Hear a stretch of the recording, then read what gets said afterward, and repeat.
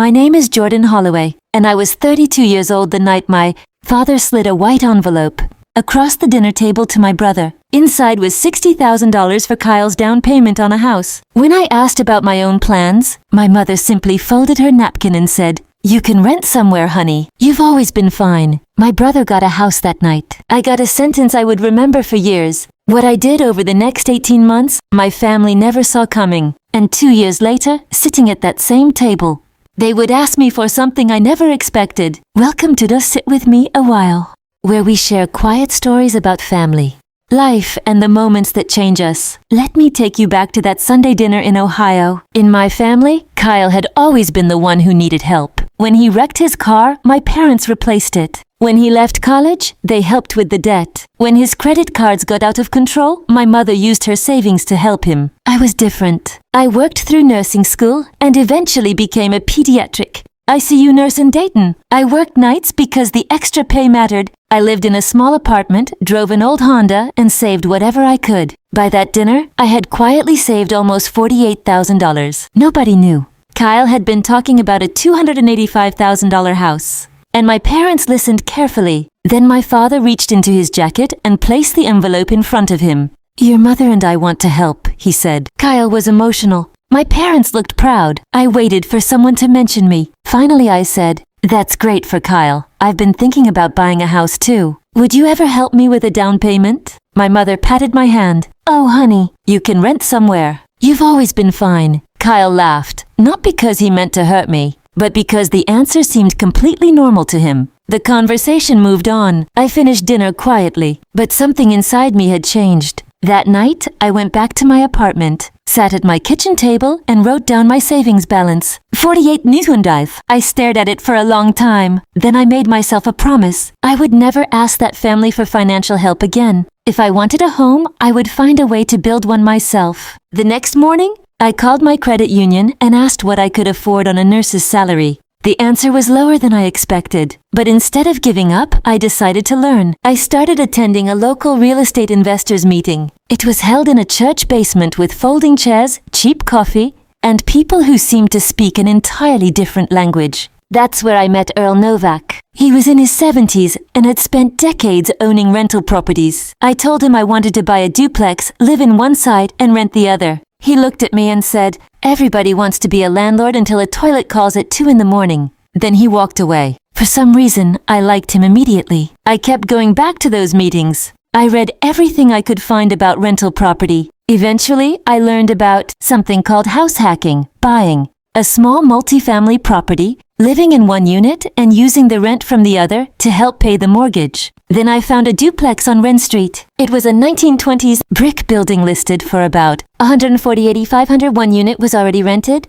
while the other was empty. The numbers actually worked. I could use a first-time buyer loan with a small down payment. The existing tenant's rent would cover most of the monthly payment. For the first time, owning a home didn't seem impossible. I called my father. He was a retired electrician, and I asked if he would walk through the property with me and check the wiring and furnace. He agreed. For a few days, I let myself believe this might finally be something my father and I could share. Then Saturday came. He texted me that Kyle's water heater had failed and his basement was flooding. He had to help Kyle instead. So I went to the property alone. An inspector found old wiring that needed attention. I didn't panic. I had been studying, and I knew the repair could be negotiated. I asked the seller for a reduction. They agreed. A few weeks later, the loan was approved. I sat at the closing table alone and signed every document myself. Then the keys were placed in my hand. I was officially a homeowner. My family had no idea. That evening, I sat on the floor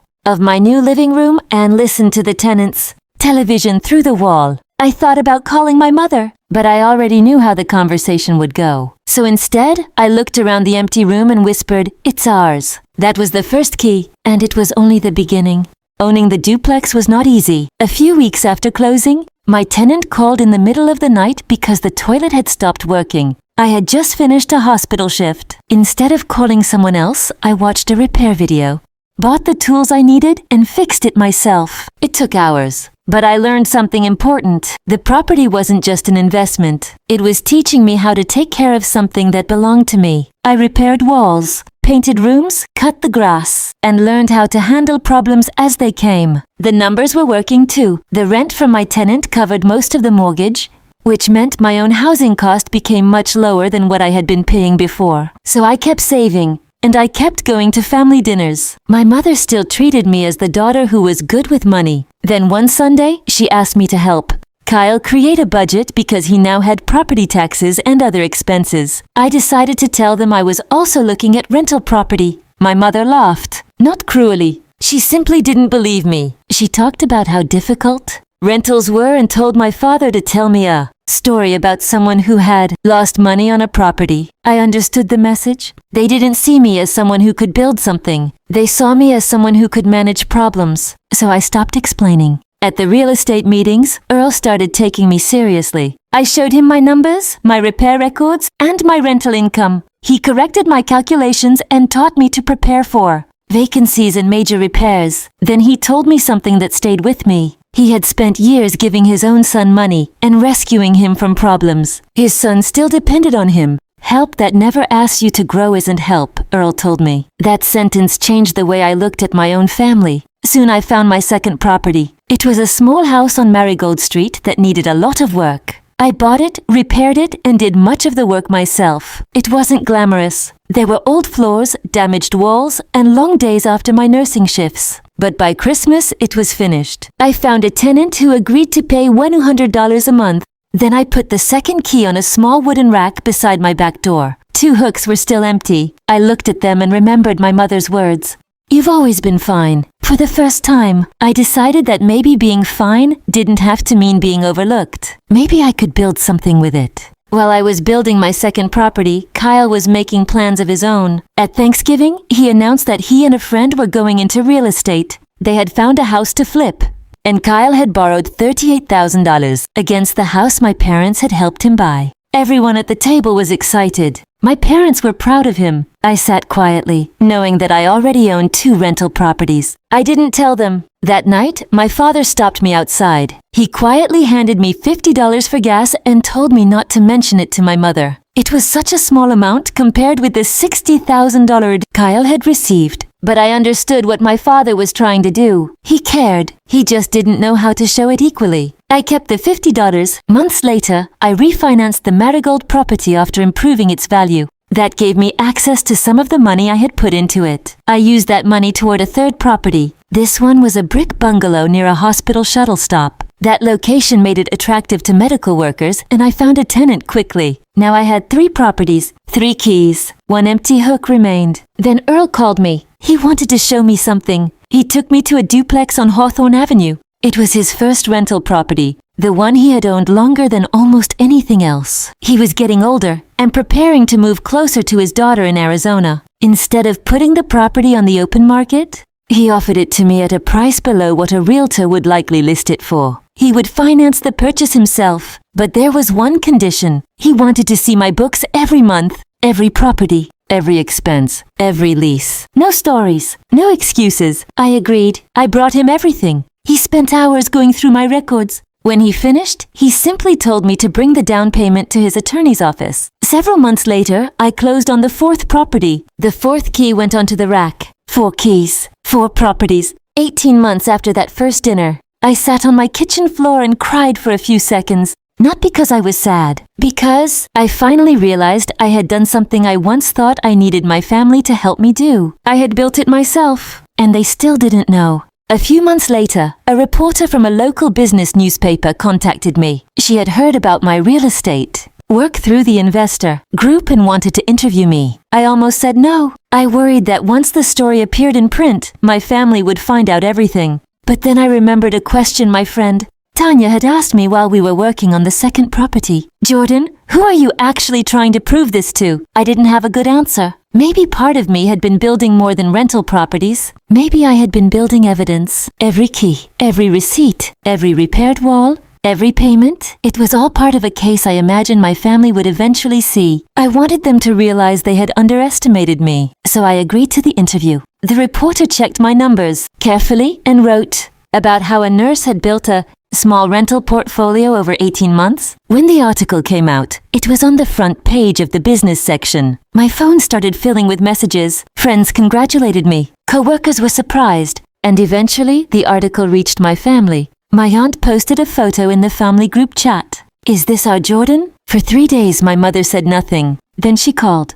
Come by the house. When I arrived, my parents and Kyle were waiting in the kitchen. The newspaper was on the counter. My mother was upset. She said I had been hiding things from the family. I told her the truth. No one asked. For 2 years, nobody had asked what I was doing. They had simply assumed I was fine. Then Kyle looked at the newspaper and said, So what? You finally got yourself a house? I looked at him. Which one? The room went silent. For the first time, they understood. It wasn't one house. It was 4 properties, 4 keys, 4 places I had built without the help they had given Kyle. I didn't stay long, but the family knew now. And I thought that would be the hardest part. I was wrong, because once they knew I had money, people began to remember my phone number. Relatives started asking for loans. People from church wanted advice about investments, and my mother began calling more often. But there was one person who didn't ask me for money. Kyle. Instead, he showed up at my house one Sunday evening. And this time, he came alone. Kyle stood in my kitchen looking at the 4 keys hanging on the wooden rack. Then he finally told me what had been happening. He had lost his job months earlier. The consulting work he had talked about for years had never been as stable as he made it sound. The house flip he had started with his friend was failing. The $38,000 home equity loan was almost gone, and now he was behind on the mortgage for the house my parents had helped him buy. He looked exhausted. I had a $60,000 head start, he said, and I'm still the one drowning. I didn't know what to say. For most of our lives, Kyle had been the person everyone rescued. Now he was finally admitting that the rescues had not taught him how to stand on his own. Before he left, he told me Mom was planning a family meeting. She wanted to talk about both houses. My mother came to my house a few days later. She brought a coffee cake, which was her way of trying to make difficult conversations feel normal. She walked through the property and stopped at my key rack. She touched the wood and became quiet. Then she told me something I had never heard before. When she was young, her own father had given the family farm to her brother. The reason? Her brother needed it. My mother had been told that she would be fine because she had a husband and could manage without the farm. She had spent her whole life believing that helping the person who was struggling was simply what a family did. For the first time, I understood where some of her thinking came from. It didn't erase what happened, but it made it more complicated. Then she asked me to come to the family dinner on Sunday. When I arrived, the same dining room was waiting. Same table, same ivy-patterned tablecloth, same family. But this time, I knew exactly what was coming. My father placed a folder in front of me. Inside were mortgage documents. Kyle needed someone to co-sign a refinance. My mother explained that with my income and credit, the loan should go through. It won't cost you anything, she said. Then she reached for my hand. This is what family does. 2 years earlier, $60,000 had crossed this table for Kyle. Now they wanted my signature. I looked at the paperwork, and for the first time, I realized something. I could afford to sign, but being able to afford something didn't mean I should do it. So I put the pen down. No, I said. My mother stared at me. I told her I wasn't going to co-sign the loan, and I wasn't going to write Kyle a check. But I wasn't abandoning him either. I turned toward my brother. I told him I would help him make a real plan. Every Sunday, we could sit at my kitchen table and go through his finances. We would look at the house honestly, not what he hoped it was worth, what it could actually sell for. We would contact the bank before the missed payments became a bigger problem. We would make a budget based on his real income, not the income he hoped to have someday. And if the house had to be sold, we would deal with it. Then I offered him something else. One of my rental properties would soon be available. He could apply to rent it. Not because he was my brother, because he would be a tenant. He would complete the application, pay the deposit, sign a lease, and pay rent on time. I would treat him exactly like I treated every other tenant. Kyle looked at me for a long time. My mother did not take it well. She stood up and said he was my brother, not a tenant. She reminded me that my parents had raised me and that the family was asking me for one simple favor, one signature. Then she pointed at me. You have 4 houses, Jordan. Your brother is drowning. I looked at her. You're right. I do have 4 houses. Then I said something I had been carrying for years. You never had to worry about me. I know you meant that as a compliment, but I built my life because I couldn't depend on anyone else to do it." My mother started crying. My father remained silent. I picked up my coat. Before I left, my father followed me outside. He stood on the porch without his hat. After a long silence, he said, "Send Kyle the Sunday time." That was all. But from my father, it meant a lot. I drove home without turning on the radio. For 2 years, I had imagined this moment. I thought I would feel victorious. Instead, I felt strangely calm. I walked into my kitchen and looked at the 4 keys. For so long, I had treated them like proof. Proof that I was capable. Proof that my family had been wrong. Proof that I deserved to be taken seriously. But standing there, I finally understood. They weren't proof anymore. They were simply keys. They opened homes I had built. They represented work I had done. And they didn't need anyone else's approval. Then my phone buzzed. It was Kyle. "Sunday, what time?" I smiled. 9. Bring your bank statements. For the first time, we were going to work on his life instead of simply rescuing it. The following Sunday, Kyle showed up at 9. He brought his bank statements. We sat at the kitchen table and went through everything. The first step was admitting the truth. The house on Sycamore Trail had to be sold. Kyle had borrowed too much against it. And the failed flip was making everything worse. Selling it was not what he wanted, but it was what he needed. We listed the house at a realistic price. It sold a few months later, after paying the mortgage, the equity line, and the closing costs. Kyle walked away with a small amount of money and, more importantly, no longer carried that crushing debt. The flip property was another story. Kyle and his partner had lost money. There was no way around it. For once, Kyle didn't blame the market or someone else. He accepted that the investment had failed. Around the same time, Kyle found steady work at a warehouse. It wasn't glamorous, but it was real. He had regular hours, benefits, and a paycheck he could count on. A few months later, the rental property I had offered became available. Kyle filled out my rental application. I checked his income. I checked his references. And I made him wait 2 days before giving him the answer. My friend Tanya laughed when she heard. She said I was being petty. She was probably right. But Kyle moved in under a normal lease. He paid the deposit himself. And every month, he paid his rent early. That surprised both of us. Kyle had spent most of his adult life being rescued. Now he was learning that there was something satisfying about paying your own bills. On Sunday mornings, he came to my house with a binder and his bank statements. We worked on his budget. My father eventually started coming too. He never made a big announcement about it. He simply showed up.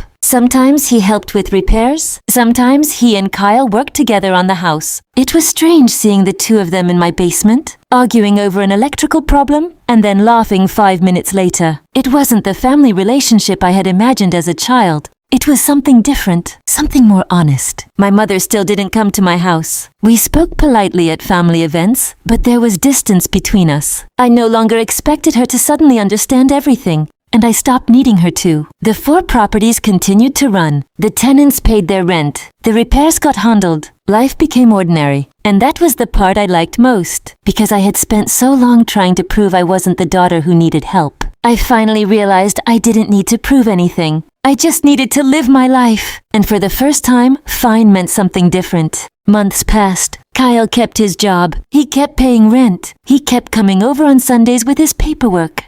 My father became more involved too. My mother remained distant. There was no dramatic family reunion. No perfect apology. No moment when everyone suddenly admitted they had treated me unfairly. Real life rarely works that way. But something had changed. I no longer waited for those things. One day, a birthday card arrived from my mother. There was almost nothing written inside. Just a few simple words. I read it several times. For years, I had thought my mother's habit of saying I was fine meant she didn't care. Now I understood something more complicated. She had learned that idea from her own childhood. She had been the child who was expected to manage without help. She had repeated that pattern without realizing what it was doing to me. Understanding her didn't mean I had to accept the old arrangement. That distinction became important to me. I could understand why someone behaved a certain way without allowing that behavior to control my life. The $60,000 Kyle received was eventually gone. Some of it went into the house. Some went into the failed investment. And some disappeared into years of expenses. But I stopped thinking about that money as something I had lost. It had never been mine. What I built afterward was mine. The 4 properties, the work, The lessons, the confidence, the ability to say no without feeling guilty. Those were the things that mattered. Earl still sent postcards from Arizona. He never wrote much. One postcard simply said that his grandson could finally repair a bathtub and that my books were still clean. I smiled when I read it. That was Earl's version of saying he was proud. My rental properties were not glamorous. They weren't a quick fortune. They required maintenance, tenants, repairs, taxes, and patience. But they worked. And that was enough. I began to understand that success doesn't always look like a huge house, an expensive car, or a family cheering for you. Sometimes success is simply knowing that if life gets difficult, you can handle it. Sometimes it is waking up and realizing you don't need permission anymore. And sometimes the most powerful thing you can do is stop, waiting for someone else to finally choose you. You can choose yourself. That was what I had done. One small decision at a time, one payment at a time, one key at a time, and eventually I stopped asking whether my family was proud of me. I became proud of myself. One Sunday morning, I was sitting on my porch with a cup of coffee when Kyle's truck pulled up. He got out carrying his binder. He had a bag of donuts in one hand. He looked up at me and smiled. Then he asked the same question he had asked countless times growing up. "Hey, you home?" I looked through the kitchen window. 4 keys were hanging from the wooden rack. 4 homes, 4 reminders of how much had changed. And I answered him with the same words I had once used when he received the house my parents bought for him. "Which one?" Kyle laughed. Then he came up the steps, and we went inside to work on his budget. Nothing about that morning looked dramatic. There was no big family speech, no apology waiting on the table, no envelope, just 2 brothers sitting at a kitchen table trying to build better lives. And somehow, that meant more to me than the $60,000 never could. For years, I thought being called fine was another way of saying I didn't need anything. I thought it meant people could overlook me because I was strong enough to survive without them. But eventually I realized something. Being fine was never a consolation prize. It became the foundation I built on. I learned how to save. I learned how to work. I learned how to ask questions. I learned how to make mistakes without running to someone else. I learned how to say no. And most importantly, I learned that helping someone does not always mean rescuing them. Sometimes real help means teaching someone how to stand on their own. That's what I eventually gave Kyle. Not a signature, not a check, a chance to learn. And that changed both of us. My relationship with my parents may never return to what it was when I was younger. Maybe that's okay. Some relationships don't go back. They move forward in a different shape. I don't need the white envelope anymore. I don't need my family to hand me a house. I don't need anyone sitting at a dinner table to decide whether I deserve one. I have my own keys. I earned them. And nobody can take them back. So if you've spent your whole life being the person everyone says is fine, remember this. Being strong doesn't mean you never deserved help. Being independent doesn't mean you weren't overlooked. And setting a boundary doesn't mean you stopped loving your family. Sometimes it simply means you finally started loving yourself too. That was my story. 1 envelope I never received. 4 keys I earned myself. And a life I stopped waiting for someone else to approve. If you've ever been the one who was always fine, maybe this story was for you. Sit with that for a while, and I'll see you in the next story.